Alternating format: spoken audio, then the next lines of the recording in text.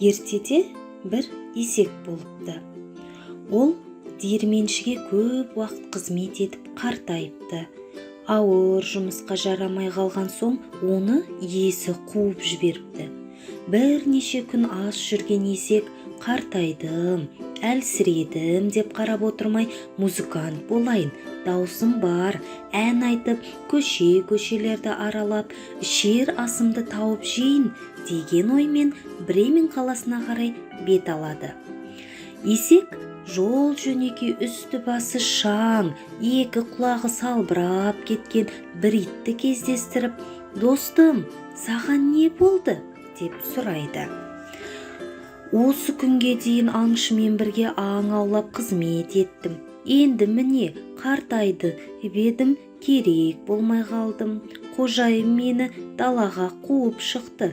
Енді не істерімді білмеймін» деп ит өкпесін айтады.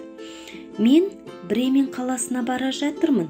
Қаласаң маған ер, бірге барайық. Сенің де даусың бар, өлең айтып дабыл қағасың, мен гитарада ойнаймын. Екеуміз көшеде өнер көрсетіп музыкант боламыз». Сөйтіп, есек итті арқасына отырғызып алады.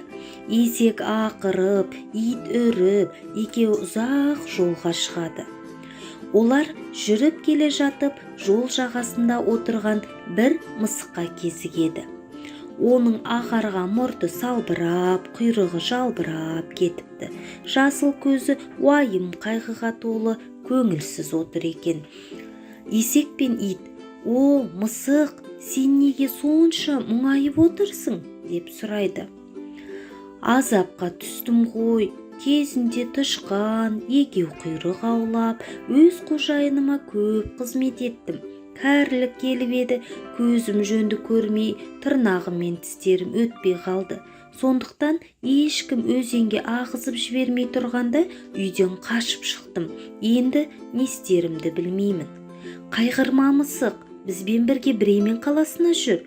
Жұмсақ даусыңмен ән айтасың, скрипкада ойнайсың, біз сияқты көшедегі музыкант боласың» дейді есек пен ит.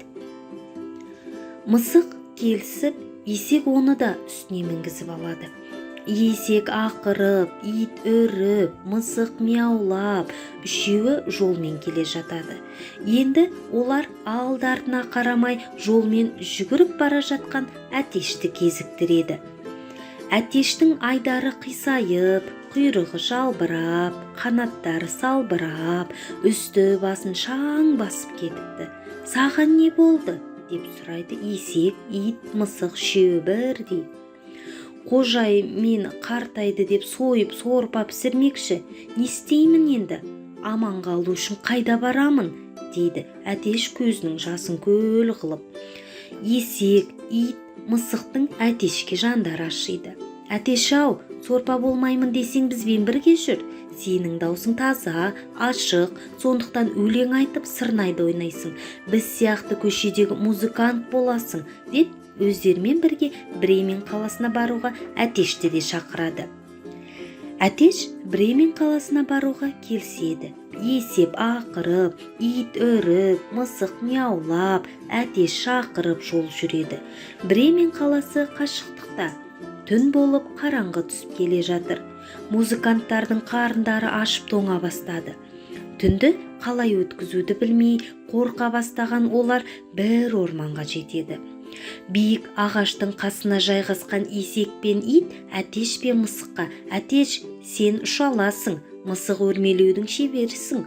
Сондықтан екеуің ағаштың басына шығып, жақын маңда түнеп шығатын орын бар ма екен, соны қараңдар» дейді. Әтеш қанатын қағып, бұтақтан бұтаққа ұшып отырып, мысық ағаштың діңімен өрмелеп ұшар басына көтеріледі. Әтеш: «Алыстан жылтырап бірдеңе көрінеді. Не де болса ол үйдің терезесінен түсіп тұрған шамның жарығы болу керек. Сол жаққа қарай жүрейік» деп есек пен итке көргенін айтады. «Мен ештеңе де көрген жоқпын» деп мұңаяды мысық. Музыканттар әтеш көрсеткен бағытқа қарай бет алады. Төртеу осылай жүре қалың ағаштардың арасында жылтыраған бірдеңені көреді. Бұл расында да үйдің терезесінен түсіп тұрған шамның жарығы екен. Достар сол жарық шыққан жаққа қарай жүріп үйдің қасына жақын келеді. Ит есектің арқасына, мысық иттің, ал әтеш мысықтың үстіне шығып төртеуі терезеден үйдің ішіне қарай үңіледі. Іште ошақта от жанып тұр екен. Үлкен дөңгелек үстелдің жанында айбарлы екі қарақшы ас ішіп отыр. Әрқайсының қолында жалтыраған өткір пышағы бар. Бізде жылынып ошақтың жанында отырсақ жақсы болатын еді, дейді есек. Достар ойланып, ақылдасып шешім қабылдайды. Есектің арқасына ит, иттің үстіне мысық, мысықтың арқасына әтеш мінген күйі есек терезеге алдыңғы екі аяғын қойып бәрі бірден айқай салады. Есек ақырады, ит үреді, мысық мияулайды, әтеш шақырады. Қарақшылар қатты қорқып орманға қарай қашып кетеді. Есек, ит, мысық, әтеш төртеуі қарақшылардан үйді босатып ішке кіреді. Қарындар аш достар үстелді айнала отырып, дастархан тола асты тоя ішіп жеп алады. Әбден шаршаған Бремен музыканттары өздеріне лайықты тынығып алатын жайлы орын қарастырады. Есек шөпке, ит есіктің алдына, мысық пештің түбіне жайғасады, ал әтеш дуалға қонақтайды. Қарақшылар болса үйді сырттай бақылап жүрген еді. Олар үйдің терезесіне жарықтың өшкенін көріп, жасы үлкен кішісін үйді жаулап алғандардың кім екенін біліп кел, деп жұмсайды. Қарақшы ақырын басып үйдің жанына келеді. Ары-бері жүріп тыңдайды. Іштен ешқандай дыбыс шыға қоймайды, тып-тыныш. Терезеден барып қарайды, ешкім көрінбейді. Қарақшы үйге кіреді. Шам жақпақ болып пешке қарай бұрылады. Сол кезде пеш жанындағы екі жарыққа көз түседі. Жылтырап жатқан шоқ шығар деген оймен оны түртіп қалады. Бұл мысықтың көзі еді. Ашуланған мысық қарақшының бетінен тырнап алады. Енді есікке қарай ұмтылған қарақшының аяғын ит тістейді. Оның сүрініп, шалынып, аулаға шыққан сол еді. Есек артқы екі тұяғымен теуіп қалады. Қақпаны аша бергенде әтеш шақырып ұшып келеді де басынан шоқи береді. Қарақшының иманы тас төбесіне шығып, алды-артына қарамай орманға безеді. Ойбайлап келе жатқан, оны көрген жас үлкен қарақшы алдынан шығып, серігін әрең дегенде тоқтатады. «Әй, не болды? Тоқта, мән-жайды дұрыстап айтшы», деп сұрайды. «Ойбай, кеттік бұл арадан, үйде құрсын, бәрі де құрсын, қашайық, қуып жетпей тұрғанда көзімізді құртайық», деп балам салады. «Үйімізді тартып алған кімдер екен соншама?»